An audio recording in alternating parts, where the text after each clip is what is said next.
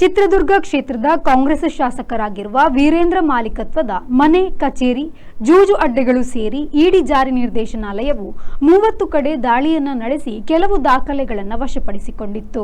ಶಾಸಕ ವೀರೇಂದ್ರ ಮತ್ತು ಅವರ ಸಹೋದರ ಬೆಟ್ಟಿಂಗ್ ಜಾಲ ನಡೆಸುತ್ತಿರುವುದಾಗಿ ಹೇಳಲಾಗಿದೆ.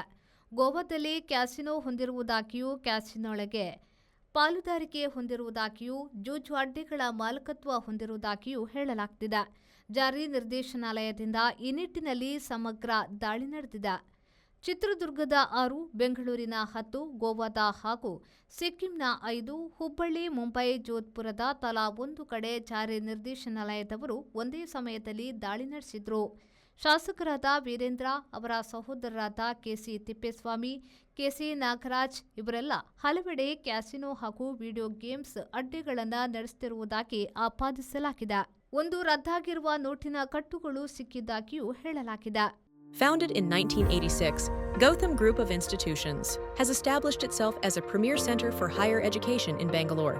The institution offers a diverse range of courses, including BSc Nursing, PC BSc Nursing, MSc Nursing, BSc MLT, GNM, allied health courses, and PhD programs.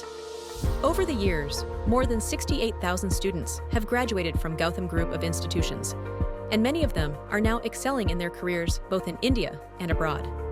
Our students are known for their competitive spirit, and we take pride in providing top-notch education and training facilities to nurture their growth and success. We warmly welcome aspiring students to join our vibrant academic community.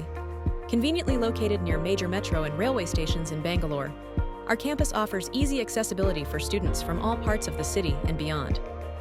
At Gautam Group of Institutions, we are committed to shaping the healthcare professionals of tomorrow.